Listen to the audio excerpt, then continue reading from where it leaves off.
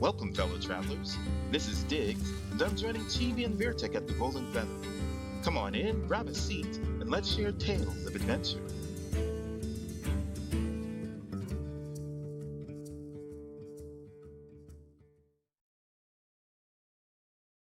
Hello, everybody. Welcome to the Golden Feather Tavern, where your hosts, Chibi and Virtek, discuss Ashes of Creation and important topics spoken about within the Ashes community.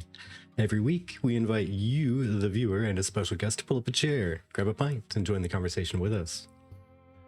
Today is the 20th of February, 2024. We are in episode 197, Dig a Little Deeper. And we've got the famous and wide-traveling bard known as Dygz joining us today. How are you, friend? I am well, and that's pretty interesting. I am often a bard, so that's right on point. All right. Gotcha. Right on brand. Mm-hmm. And Chibi, how are you today? Doing pretty good. Pretty good is better than pretty bad. Yeah. For sure. Been a very busy few months. Yes, it has. Oh my goodness, yes it has.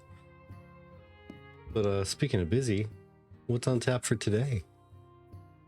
So today we're going to be talking about nodes, like different type of things within the nodes, tax certificates, vassals, like that.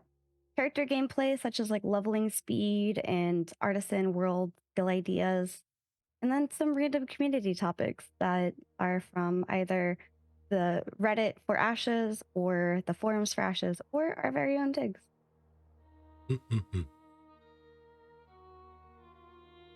But of course, the most important one would be Dygz.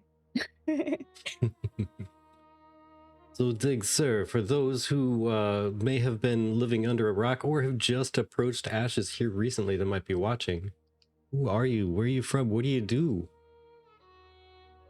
Wow, that's a great question because I'm one of the co-hosts of Theory Forge.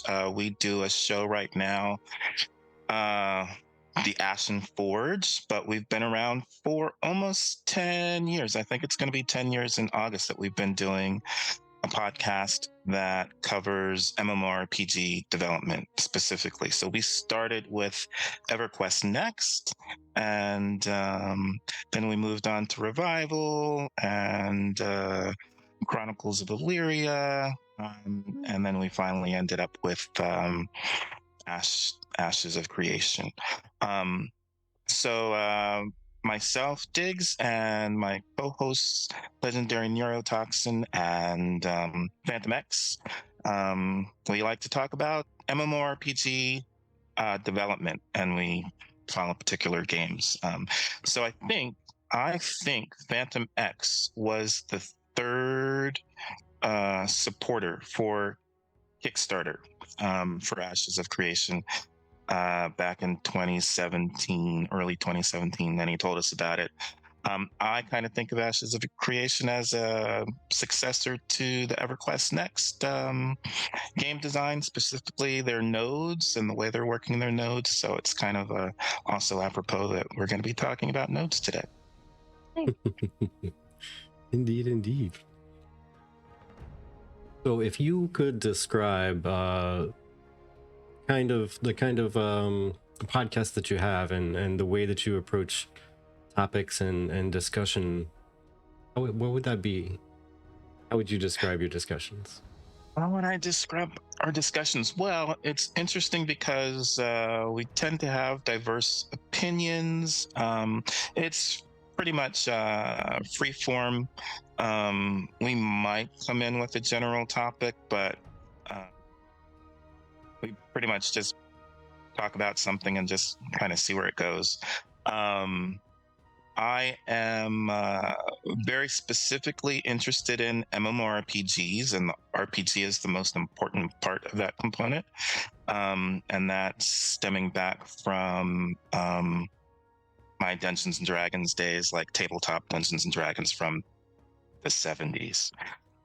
Late 70s, but still just a little tiny part of the 70s. And I want my MMORPGs to be RPG specific and not just generic MMOs. So some people don't care what type of MMO it is, as long as it's massively multiplayer, but I need that RPG component. So I'm not particularly a fan of an FPS. Legendary Neurotoxin likes the FPSs. He'll play anything, really. I call him a game hoe because he'll play anything. But he likes Planetfall 2, I think, is one of his big games. And then so he's, out of the three of us, I would say he's more not that he loves PvP, but he's the most PvP oriented of us. And then Fantmx is kind of in the middle, and then I'm a Care Bear. I'm about as much of a Care Bear as you can get. So that makes our conversations kind of interesting because we have diverse interests and we're not exactly all interested in the exact same thing, so we rarely have the exact same point of view. Yeah.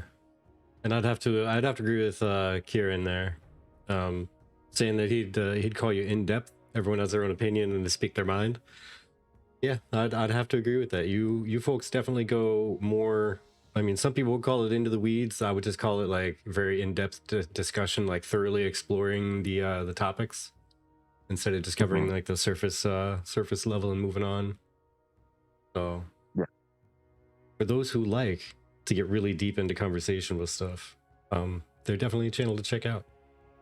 For sure. Yeah, it's interesting too because I used to work for Activision for 10 years. So I also understand the development side. So that gives me a little bit of a different perspective on development because I understand some of the pitfalls. I especially understand dates and schedules. And Legendary Neurotoxin is well, he works on games, so he's been a game developer like junior level. I don't think he's quite doing design necessarily. And then that again, that gives us a kind of little bit of a different perspective because we understand what makes the sausage, what goes into the sausage. So right. The other side of the counter. The only way that I can relate is because I'm a web developer. So like I understand coding and I understand software, but I don't understand like gaming specifically. All I can do is like, well, in my profession, this takes long, so I can imagine it'd be longer for gaming. Like well, the interesting thing about having a gamer as the creative director is that, especially in the beginning, we could really see Steven being very optimistic about what he would be able to do. Like gamers get in and they want to make the game that we all want to play. But then don't understand some of it. Like you don't want to quite be as transparent as you would like to be.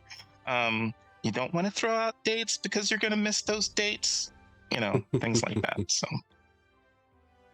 yeah, he definitely did like to kind of throw out a bunch of stuff, a lot of information that they don't really put out anymore. Yeah. Which, I mean, as you said, it also shows that up to date right now, he's grown as more like the leader of a development studio instead of someone that just wants a development studio to make the type of thing that he wants to get made. And I think it's great. Yeah, I agree. So, one thing I was curious about with the three of you, do you think that the three of you at the Forge are going to be kind of changing up your approach to any content creation at all once the game goes live? Or is it still going to be just kind of like the three of you hanging out doing discussions and diving deep into topics? Or do you think that the three of you are going to be doing like a, three-way like gameplay and stuff like that and like analyzing some of the gameplay stuff? I don't know if we'd be analyzing the gameplay. necessarily. We'll have to see. So actually, I think legendary neurotoxin will in some fashion be analyzing gameplay. He might be doing that on his own channel though. Hopefully we would be playing together, and we got to play with each other during Alpha 1 that 5 years ago. Is that 2019? No, I think it was after. I think it was 2021, right? I think I'm trying it to ended recall in too. 2021. Like, so much time has passed and it feels like it's gone by quickly, but it also feels so long ago. Mm-hmm. Yeah, I don't say dates anymore. I'm like Steven, I don't say dates anymore until I look it up and say, wait, when was that again? Because I forget. Right. I think it was 2021. Could have been 2020. No, it had to have been 2021. Yeah, so hopefully we'll have some gameplay with us playing together, but also us playing with friends. I'm sure I will have some videos on my own channel. Except I'm not really going to be playing the game for real. I'm not going to be doing any progression. I'm just going to be doing exploration. So that's going to be kind of interesting. Just kind of progress however much you need to get by, type of thing. I'm trying to level as little as possible. Okay. So, I'm not really playing. I'm going to be hanging out and exploring, but I'm not particularly. It's to be PvP centric for me now, so I'm not actually going to be playing in any way that I can become upset because somebody is impeding my progress. So okay, that'll be interesting actually, just to see where you can get while staying super low level. Nodes are gonna pop up to level 6 out in the middle of nowhere, and you're just gonna stumble across some massive monsters chasing you down. Now, with that, are you gonna be trying to do that with a stealthy class so you can sneak around of course. and whatnot? Yeah, that's the main way I do my exploration in MMORPGs. Yeah. I can just see that being almost the very definition of a ranger right there. Literally Ranger, rogue, probably rogue ranger. We'll have to see what gives me the best stealth combination, and then yeah, we'll have to see how low I can go, right? Because I'm probably going to want to increase my stealth, so I'm probably going to have to do some leveling. Maybe we'll have to see. Solid says other MMOs let you turn off your XP gain, but I'm not sure if Intrepid will. And then Raka says, what if you get to level 50 by being a map completionist, though, or close to? That's fine. The goal is to just go as far as I can at the lowest level possible, but if I get to level 50, that'll be okay. Dygz will be the lowest level castle monarch in the history of Vera. Nice. Well, hey, if nothing else, I mean, you'll be able to definitely put out there, if you're going to explore the entire map, you're going to hit at least this level guaranteed. Because I just did it, and all the experience you gain from just discovering new areas, this is what it'll get you. Yeah. Yep. That's all right. I know I'm a big exploration person too. Usually it ends up, and I'm so curious to see how I do that with Ashes. I usually do the exploration thing kind of like you did. Like, I want to see the whole map. I want to climb the places that look climbable, even though they don't look like they should be. I'm sure I can try to get up there. And, that usually takes second place to PvE, but PvE is going to be very difficult to purposely do without engaging PvP. So exploration might increase on my tier list.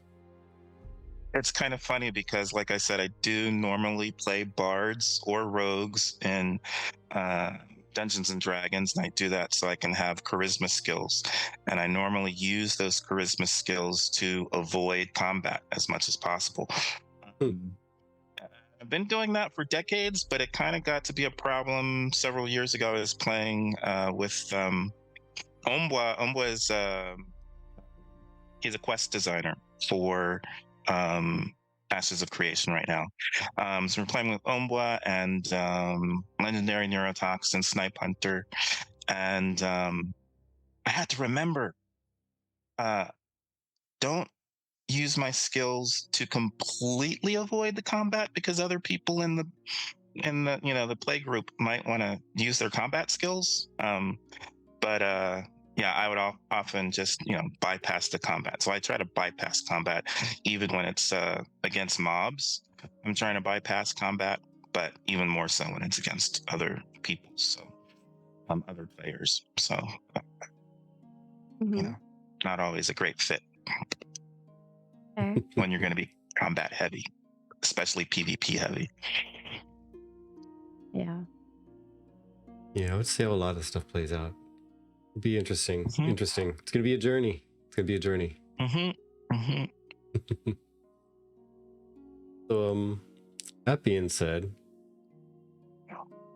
with all of the potential for different nodes and who knows where to level up, how difficult do you think it might be to get exploration done farther down the line as a new player versus when the game starts as a new player? Do you think somebody years down the line would be able to do the same thing?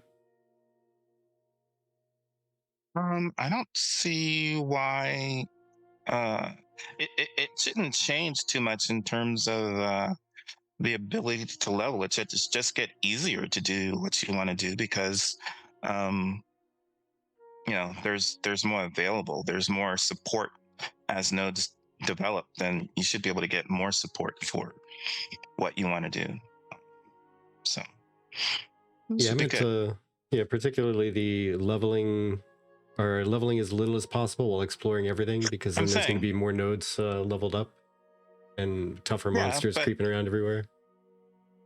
well, but you should be avoiding combat, right? I'm going to be avoiding combat, so it doesn't matter Yeah, how tough the creatures are. fair enough. Fair enough.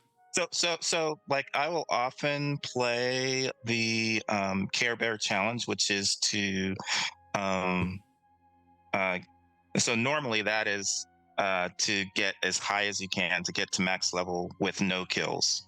Um I consider myself to be playing the ultimate Care Bear challenge, because I'm not trying to get to max level. I'm trying to stay as low level as I can. Um and then sometimes you also try that with no deaths, but um so if you die once, you have to start a different character. That's the hardcore Care Bear challenge. Oh, wow. But yeah, I frequently play where the goal is to not kill anything. And I'll be doing the same thing at Ashes, so it won't matter how uh difficult the um, mobs are. Just if you die too many times, then well, it's not going to matter there, because you want I won't care about the XP debt. So Yeah, yeah. fair enough. Actually, it'll help you accomplish your goals if you have a bunch of XP debt, Mm, right? Yep. All right. So let's say we move on into some topics now. We've gotten to know you a little bit there. We've kind of introduced your viewpoint and your play style to people's. Now, Chibi, did you have any specific place that you were looking to dive in today? Not in particular. I'll let you go ahead and choose the first one this time. All right then. Let's go ahead and take a look at the character gameplay category. That one's interesting me. Okay. Specifically the Artificer. Let me go ahead and post this out into the chat here.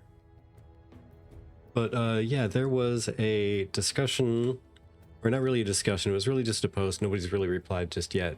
I was going to reply today, but then the thing happened where we had to stream. But either way, Fen on the forums, Fen1539, proposed an idea. Another idea of a skill line. Not really an extra class or anything, but more like a crafting skill that would be somewhat of a, I guess you could say, a tier 2 crafting skill. Like once you get master is what they say, or even maybe grandmaster, who knows, with metalworking, Master Enchanter and then Master Weaponsmith or Armorsmith, you could get an Artificer. They're calling it class, but I think it's more of a crafting skill that you could pick up that would end up making it so that you could make weapons and armor that are more infused with magic and give you, Gotcha. as the Artificer, a little bit of an edge, a little bit of a boost. Similar to, if anybody knows, the Artificer class in D&D. Something along those lines, where you replace literally all of your armor with that armor, that one piece, that one set, so you can't mix and match anymore. Mm-hmm. But it does have its benefits. What do you think about that there, Dygz? I don't really understand what it means, and I don't understand why a person would try to do it. So you would have one complete armor set, right? Yeah. And then, so with Ashes of Creation, you're gonna be mixing types like physical versus magic. So you might have an all physical, you might have an all magic. How would you do that with the one specific set of armor? And I mean, I don't understand why it matters. I guess that's part of it too. Well, I know in D&D, the Artificer thing is when they get to a certain point, their armor all becomes basically one unit, but they get extra powers. Like they get almost like a flare type attack that they can shoot out of their hand, almost like an Iron Man type of thing, right? But I'm saying, just to start with, more importantly, you're going to be used in Ashes of Creation specifically, which is different than D&D. You have physical armor that's going to help you in melee, and you have magical armor that's going to help you with magic. And then some people are going to want to mix and match those so that they have some physical and some magic resistance and magical damage, physical damage, all of that. And I don't understand how you do that if you're trying to do all one set. So it seems kind of antithetical to what people would be shooting for in Ashes of Creation specifically. That's why I'm a little bit confused. Gotcha. Well, at least with crafting, Steven's already said you'll be able to kind of mix and match stats to a degree, and there are going to be ways to actually change the stats on armor. So you could get metal armor, like a plate armor that is more magic resistance, and you could get a cloth armor that is more physical resistance. But it may or may not be easy. They haven't released how or exactly how that's going to function. But again, in Ashes of Creation, it's not really cloth versus plate. It's physical versus magical. That's kind of what I'm saying. Well, let me re-explain then. There's going to be a magical resistance armor that you can change to be physical resistance armor. So you can literally, as a crafter, you can manipulate the stats on the gear. So if you could manipulate anything in any way, I would assume if there's an Artificer thing added, like a super Grandmaster top tier thing, I would assume that that would include something like that, where you could take all of the stats from, say, 5 pieces of armor that make up your entire set, combined into one. You'd still get all the stats. You just wouldn't be able to change, for say, some awesome boots that you find in a raid. I'm not sure why I would care. I mean, because, well, for one thing, I'm often going for the same set, and especially when you have transmogs. Like I don't understand the appeal for that in an MMORPG like Ashes of Creation. I don't understand why it's so different from what we're able to do in any case. So, I mean, it wouldn't hurt, but I don't understand why anybody would go for it. Yeah, fair enough. And TV, what do you think about the idea? I honestly don't have as much of an opinion on it either. I tend to go for alchemy and cooking. And as it is, my usual way of playing is going to be different with Ashes already. I love the way that they're talking about being able to, as an armor smith, being able to adjust, the stats and stuff as you make the items. I like that because then maybe you can make something have a little bit more mana efficiency to it, whereas normally it may not have that if you didn't add that in. Things like that. I like that capability. I just don't know how to feel specifically about the Artisan idea. I think you had a lot of fun with Artisan, or Artificer, I mean, with D&D with us, but I've never personally been super into the idea of Artificer, but there are some really nifty ideas there that's built in my mind. But I do like the idea of armor sets in general. I think having a matching set which increases your bonuses is really interesting. And if that's kind of what they're going after with the Artificer thing, where you're kind of making your own gear set, I think that could be interesting as well. Yeah, that's kind of the camp I'm in with it. Is I kind of like the idea of it, for one, because it'll give you something that you can work towards, for one, creating, for two, kind of tuning as you wish as you go along. Because it's something that you created, so in theory you would still retain the ability to go back and edit everything. Now the cost of editing, that'd be a whole different story. Like, what would that be? Should it be more expensive to retune your gear, if you've spent so much time and effort into becoming the super grandmaster crafter and a couple different other skills, right? But the other reason it kind of excites me and I like the idea of it is I think that could end up being a core component that's added in, say, a future, I'm stressing that word, future, feature set in Ashes, where there could be some like pinnacle crafting skills that can only be achieved if you've reached Grandmaster in like 2 or even 3 other like specific skills, put it that way. Like Artificer, you can only do it if you've mastered enchanting and armor crafting.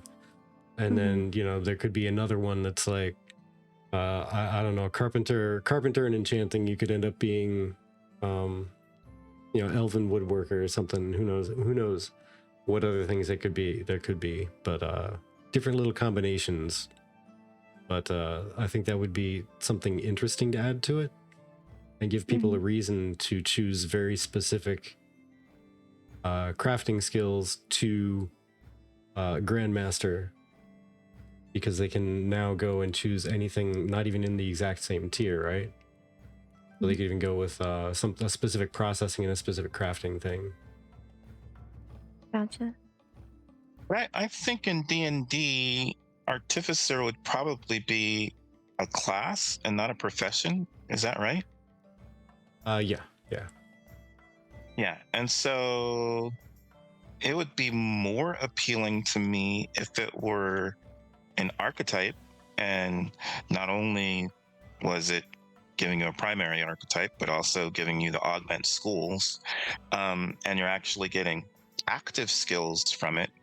I think in D&D it would be easier for me to role play the Artificer class, and more difficult for me to kind of play an Artificer profession in an MMORPG, and again, especially specifically one that's designed the way Ashes of Creation is designed. So it would be more interesting to me if it was a primary archetype and also had augment schools assigned with it, so that you're getting active skills plus your augments on top of it.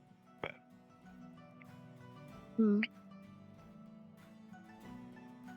Yeah, I can see that.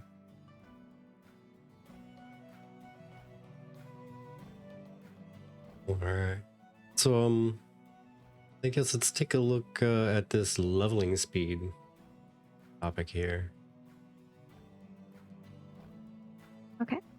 All right, let's go over here. Oh, you're okay. You're pasting that out. Cool. So on the forums yet again, Flanker, we had just mentioned him last week as a new content creator out there, but puts out the thought of on release, the developers anticipate max level could be attainable in approximately 45 days of playing 4 to 6 hours per day. This is equal to about 225 hours to reach level 50. What is your opinion about it? Would you like it to be faster or slower? And how do you feel about that leveling speed, Dygz? I don't really care necessarily about leveling speed or how long it takes me, and especially not in terms of days, I guess. I'm more concerned about hitting an end game where there's nothing left to do after you reach max level. Specifically, there's no quests, the story ends, and all that's left to do is just repeatable raids and dungeons. That's why I became interested in EverQuest Next. That's why I like the kind of node-ish type system where you have your cities that you're building and protecting, and I think that will keep you invested regardless of what level you are, because if you've actually taken some time to build the city instead of the city being there when you log in, you're going to be more invested in making sure that that city weathers whatever storms may come, whether it's mobs coming to attack, or earthquakes, or tornadoes, magical storms, or other players. I think you're going to be more invested in dropping whatever you're doing to go protect your city when your city is in danger, since you spent some sweat and tears building it. I think hopefully with Ashes of Creation, reaching max adventure level is not really going to be the primary motivation for playing the game. The primary motivation should be, again, protecting your city, making sure that it's churning out the content that you want, and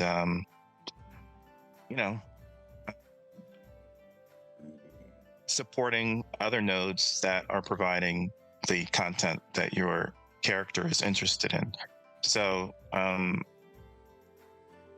in many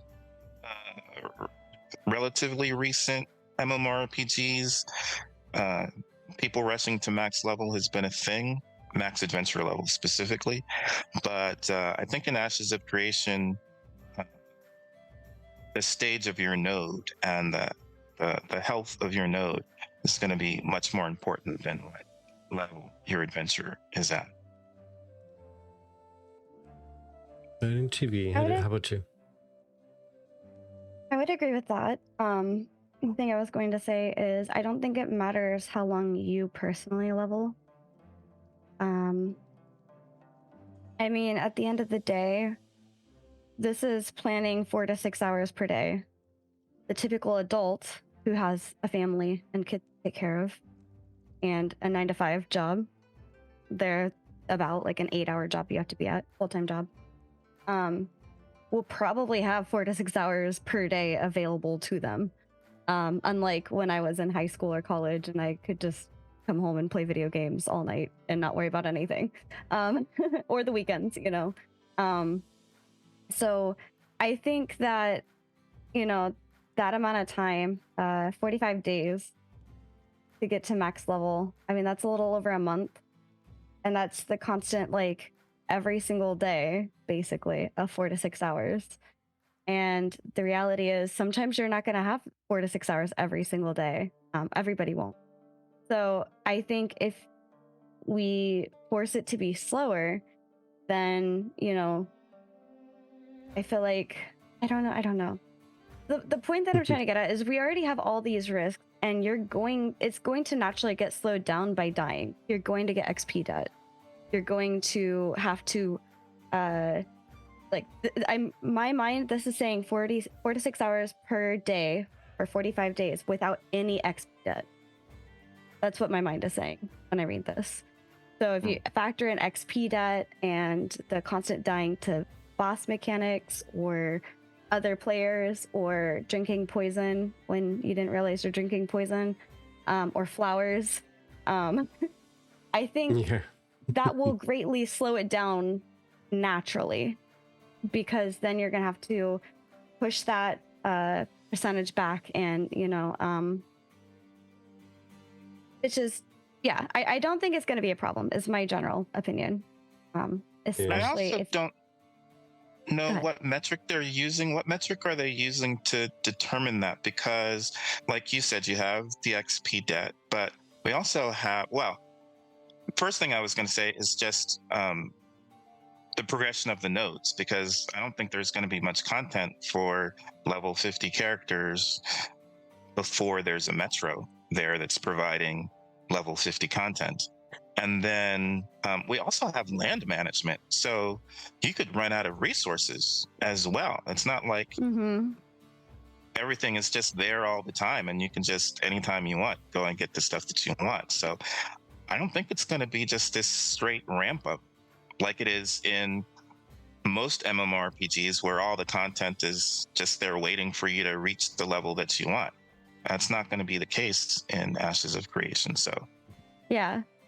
And real quick, to Sir Onsington's point, Sir Onsington says, I would love to see a quest that kills you if you don't read the text and execute it properly. That's exactly what happened during Alpha 1. That's why I brought up the flowers. Yeah, we should probably find somebody with who would fallen prey to the poison, as well as maybe the flowers, and see what they think about that. You wouldn't know anybody like that, would you, GB? No, not at all. So, real quick, just to catch up a little bit on chat, a little bit more on chat, I should say. So, Romariel, aka Hydro, says, as long as the leveling experience is meaningful, it can be as slow as necessary. Giving different level tiers identity would help with low or slow leveling as well. Grobe says, experience debt is 3%, which after a small amount of math is somewhere between 5 minutes and 4 hours. Romariel is saying, did Chibi just let slip her plan to recreate the infamous OSRS Tavern poison murders? I'm not sure what those are. Please do fill me in, but probably something like that. She is a devious one. But yeah, my opinion on it is kind of complicated, to be honest, because as my own person, I am very mixed in outlook on that. At first, I always thought that, I like to play alts because I like to have, different flavor. Today, I feel like playing this kind of character. That when I feel like playing that kind of character, so I'd like it to not take forever. And then I kind of got talked into the, well, yeah, but, enjoy the journey, because they could make cool content for all levels going all the way up. And you should enjoy the journey and not really the end level destination. But at the same time, I then started thinking, I'm really wishy-washy on this one myself, because at the same time I'm trying to think of literally appealing to as many people as possible, and let's face it, casual players are somewhat the majority of players that keep games alive and populated. Each individual one may not be on very often, but there are a lot of people who pop on for a day here for a couple hours, a day there for a couple hours, and they kind of just make the player driven NPCs, you may as well call them, in the world, that you see them once and then you may never see them again. Right. But those types of people that play casually, 225 hours to be able to see the entirety of the game, they may never see level 50 ever. You cannot see the entirety of the game in Ashes of Creation. It's not that kind of game. Again, it's not static, it's dynamic. So content changes as the nodes rise and fall. So you're never going to see the entire game, because it even changes based on which race is controlling a node. So well, I guess to rephrase, every tier of content. They won't be able to see every tier of content. Why not? What do you mean? What do you mean? Get there why not? eventually. If you keep playing, then you get there eventually. Yeah. Why do you need to rush? And then I don't know. Like I said, I'm kind of wishy-washy on this because it just feels like it would be really, really hard for casual players to get up there, maybe even to retain their interest unless it's super interesting content the entire way up. Which kind of hoping it is, but we don't know.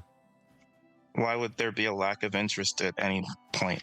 Like, the world is changing. There's stuff to do.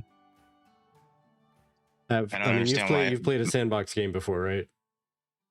You know, some of them can be very, very empty and like void of actual, or even maybe not void, but very light on actual engagement of content until you get all the way up to the top, and then you can play with the big toys. That's kind of what I'm looking at. But Ashes is not a sandbox. They're touting it as a sandbox. No, they aren't. That's right. Or sorry, it's a theme box. It's actually, that's right. It's a theme box. But that's only because 20% of the content is theme park. No. It's because narrative is dev created narrative is a fundamental part of the design, specifically to stop it from having that sandbox dilemma of nothing to do. So it's and I'd say it's more it's a theme box rather than a sand park, is what I understand. It's a lot. I was just going for a combination. I didn't know there was like I know. emphasis. Yeah. Yep. So you should not have that sandbox problem of nothing to do with Ashes of Creation. Yeah, I got my fingers crossed for it, for sure. Time will tell. Time will tell. Well, speaking of things that you can do within Ashes, what about Vassals sieging parent nodes? Because right now, in the wiki, that's not something that you can do as a vassal node. You cannot siege your parent node. But do you think that should be different? Do you think that you should be able to do it? I mean, what if your parent node accidentally got leveled because that was the one that was, you know, there first when everybody got in, but you want this other thing to be the parent node?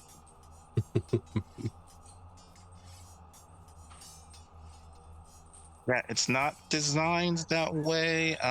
If you're a vassal, you're a vassal. You became a vassal for a reason.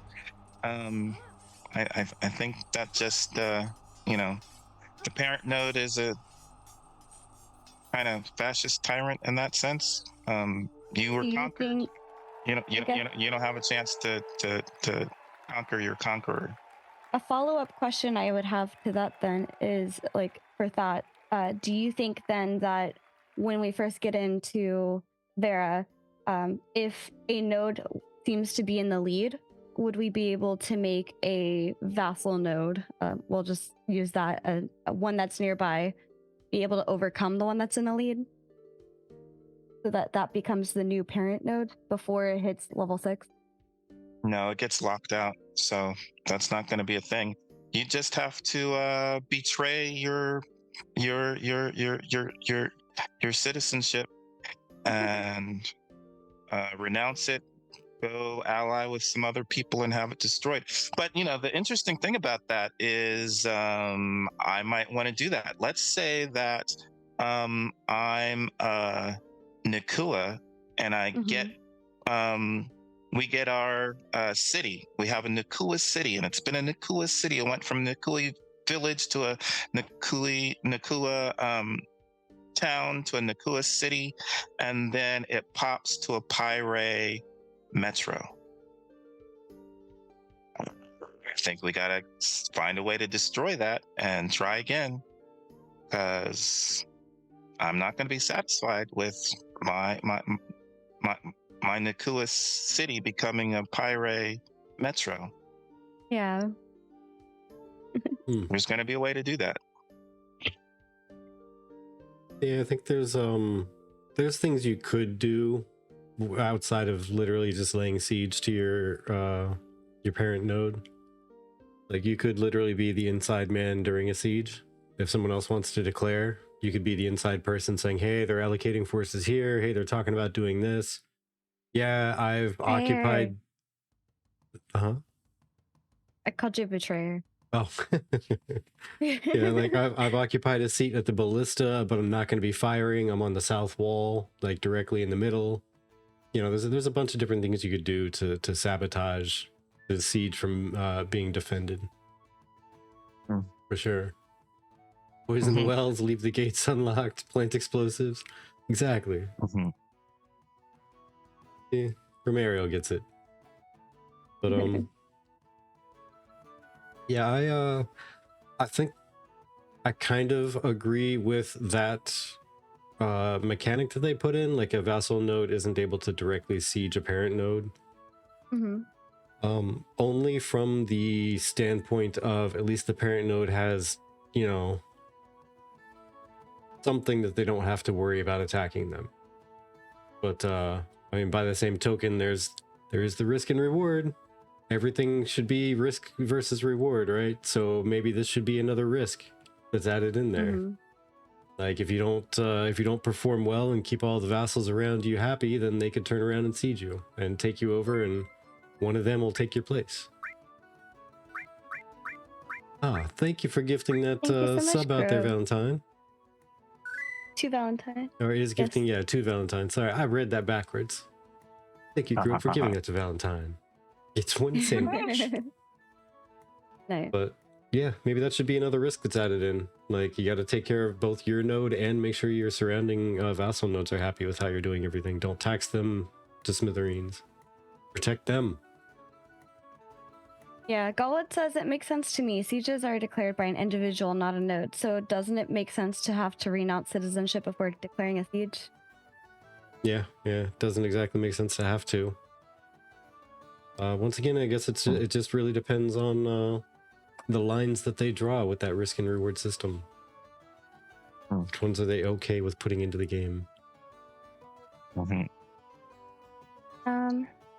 The next thing on nodes is the tax certificates. This is from somebody who's currently streaming right now. He has two names. So his I don't like saying this one. His forum name is Isle and then peon like a World of Warcraft peon and then you. And he also goes by Hidden Dagger Inn on Twitch. I love how you broke that into pieces. Yep, I do it every single time. Please don't misunderstand me. But he's talking about the potential of a scribe capability to make tax certificates and sell them for gold. This would be applicable for those who didn't want to have to go farm glint, because we know that the glint may be used to pay housing taxes and citizen dues. And this would be similar to the construction system on Arcage, where at Famed, you could make unbound tax certificates and sell them on the marketplace. Granted, that mechanic used labor to make and not glint to obtain. Would you as the player like to have more than one option to pay for housing and taxes than just glint? Is glint the only way to pay for taxes?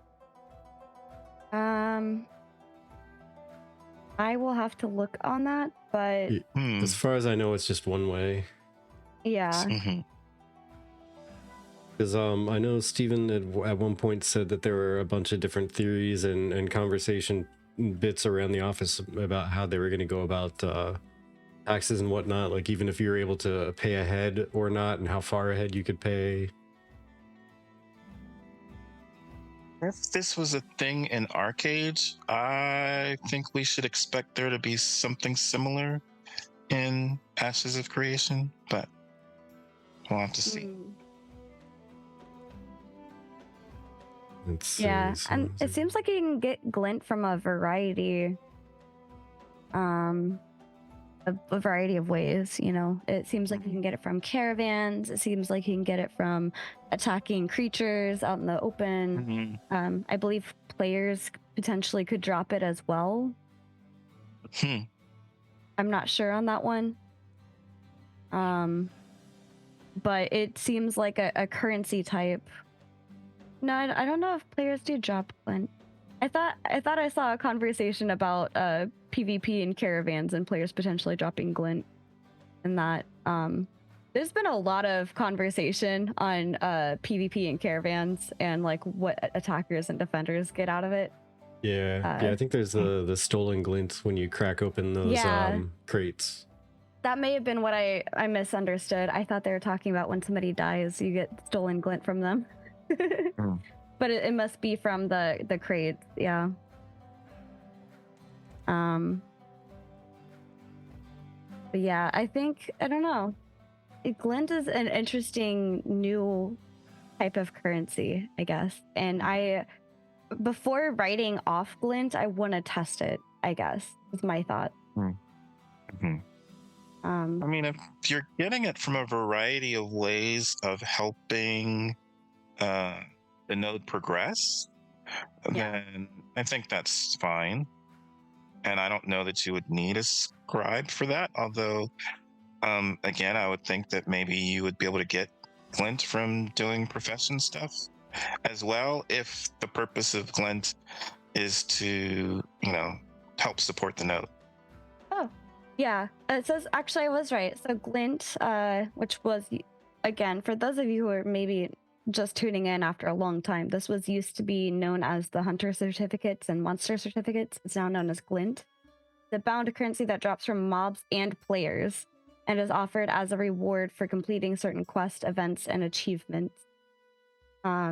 Glint is intended to be the primary method for generating gold in Ashes of Creation. Here's the glint wiki for anybody who wants to go further into that. But I also think it's interesting because it's not localized to specific regions. And I want to know what that means. Like, is that within the game? Like, so Mirleth's glint it's kind of like the standard gold kind of idea. Yeah, that's what I'm getting from it. Is it's just glint could be found or sold anywhere, and glint is glint, like gold is gold. Yeah. But the gold in Mirleth might be like 5 gold for a meal, whereas the gold in, I don't know, Winston or whatever, Winstead is like 2 gold for a meal. But glint is worth like the same amount. But in that sense, then it would be weird for a scribe to be making some type of certificate, right? I don't know. It's interesting because like I guess the idea is like you maybe make a certificate for taxes that somebody can say, I have gold, but I don't really have glint. Maybe. Why wouldn't you have glint? That's kind of my question. So one way that I could see that, and Virtek, I'll let you chat. Sorry, I didn't mean to like cut you off there. Oh, no worries. One way I could see that is if you are the type of person that likes to play the markets a lot instead of going out. So like if you're selling resources and stuff like that on the marketplace, you're getting gold from that more than you're getting glint. Virtek, do you have any thoughts on the question? Yeah, I'm actually right now just trying to find the thing about scribing, being able to make tax certificates, just because I didn't bump into that before and didn't read about it before coming online here. And hey, Chaffee, welcome on in. Yeah, welcome on in. It's because that seems like an interesting thing. I'd be really curious how that pans out. Yeah, I agree. What I'm hearing is that there's lots of things for us to test. Exactly. Yeah. Exactly. If only they would have a testing phase sometime before launch that we could get into and try some things. We could make sure this stuff works properly. I don't know where you're getting that. That sounds kind of outrageous. It is a bit nuts. Why would they test anything? Testing's for students. It has been forever since the last one. Yeah, sure it has been. It's kind of funny because we were also talking, this just reminded me, like I was talking to Dygz before this, I was like, I just realized we've had you on every 2 years and in February. Yeah, we realized that as we were setting up. That wasn't even like intended. I don't even know how I accidentally Oi, oi. Yep. The random coinky dinks you bump into. Yeah. The next time I'm on, it'll be almost time for Alpha 2. Yeah. Oi, oi, oi. But, let's see, it is getting just about that time. We should probably go into... We're going to cover any more of the random topics. We're going to look into any of those real quick. Yeah. I mean, it is already almost 8, and I don't know what Dygz' time is looking like here. All right. Oh. So... Yeah, we can go as long as you want. I do have dance class that I'm going to be trying to get to, but I already told them I might be late, so. Okay, so 3 sentences or less. If you could change one thing in the game, what would it be?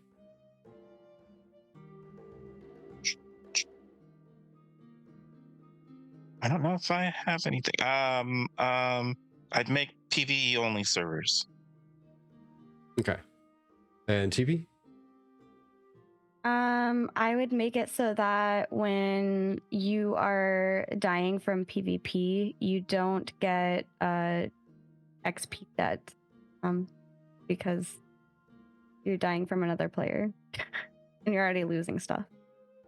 Okay. I mean, mine would be somewhat similar in idea to yours, Diggs, but I would just have some form of instanced PvE that we could do on a regular basis, like even PvE tournaments for like boss kill speeds and skills and stuff. Yeah. All right, and then let's go ahead and put that link out here into chat for that one. Okay, cool. And then to continue the speed round for one last question, the one that you brought in here. What is 3 sentences or less? Your view on servers where you could only have one character? Oh, I mean, I'm an altaholic, so I am. I definitely would not want a server. Although, if they had a special server type for that, that might make it more likely that they would have also an RP server and a PvE only server. So if they're doing any kind of specialty server types, that they should do a bunch of different ones. But no, I mean, I'm an alcoholic, so I would not be happy being stuck with only one character. And Chibi? Per server. I don't know how I'm going to feel about that with Ashes, because it's going to be a very different game than I've played. So I might only get to one character. I might not only get to one character. I don't know. Yeah, as for me, I did kind of have a question about that, and it's related to you, so you could answer that with this. When you do alts, are you trying to get all of your alts to max level? Because I'm not necessarily trying to do that with my alts. So when you do that, Virtek, are you always trying to get all of your alts to max adventure level? Yes. I'm always trying to get them to max level. I'm always trying to get them geared up. I'm always trying to get them through as much content and as many achievement points and everything as possible. I try to push them all. It's because, again, I like the variety of flavor. I like to be able to say, like, today I want to play my tank. Tomorrow I want to play my healer. Then I want to go back to tank. And then, you know what? I want to play this other one, which is, it's a different feeling tank. I want to play this other one that's a DPS, because I just feel like going out and slaying mobs and farming something real quick. Like, I like to be able to mix it up instead of just log on every day like, you know, it'd be real nice if I could just play a healer for once. But, you know, it's going to take me 9 years to level up another character, so maybe I won't, ever. But yeah, that's my only real gripe about the leveling speed thing, too, is that alting is going to be very, very, very much more difficult. And I'm going to feel very stale if I can't have a second character to go and mix up the flavor with. It's going to feel very, very, to me, I'll just say it straight out, boring. It's going to feel boring to me if I can only play one character. Yeah, I feel that. But doesn't have to be, but you could do that on different servers. It's still Would they have to multiple be on the characters same server? that take a long time to level up, though. But yeah, the one character per server thing, yeah, same thing. Yeah. But I'd want to stay with my guild, and if my guild is only in one server,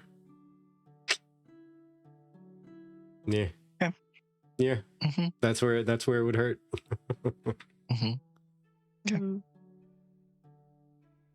But I think last thing we wanted to share was the reconfirmation of character creator is being released before Alpha 2 hits. Mm-hmm. So Lizzie, Joy, thank you. Oh, I already Thank put you, that out there, Lizzie. but thank you for putting it out there again. Oh, did you? Oh my gosh. Yeah, you completely missed it. It's okay. I did. I wasn't even looking at chat for a moment. That's okay. You've been twice notified. Yeah. Wow, almost Will 30 it be minutes. 2 days? Crazy. 2 days before Alpha 2? Character was creator will release 2 days before? That was the joke that was in our Discord. Yeah. Yeah. Is it going to be 2 weeks, 2 days, 2 months? Who knows? Mm-hmm. But anywho, Dygz, as we head ourselves out the door here, would you have any final words for anybody? Any last plugs you'd like to put out there? No. Everybody just keep watching this channel. They're always fun. So, Thank you. That's it. Everybody have fun. Can't wait to be playing with everybody in game. Even if it's Alpha 2. So. Yeah. Phantom, thank you. Oh, thank you so much. What? Appreciate 6 it. months. Thank you. Oh wow. Hey, thank you, Phantom. That's super nice. Thank you so much. That's definitely an added cheers. An added cheers for that one. Absolutely.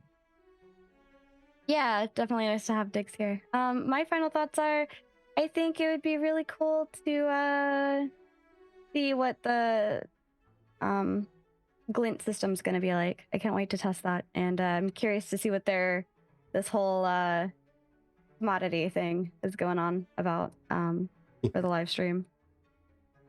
So. Right, well, it looks like we're already on the raid over. I can't see how long we have until the raids. So I'm going to assume it's either. Within seconds. So thank you everybody for coming in. Thanks for hanging out. Thanks for chatting with us, and thank you for the subs. You're so very nice. We definitely appreciate it. You folks have yourselves a fantastic day, and we will catch you next time. Bye-bye. Bye.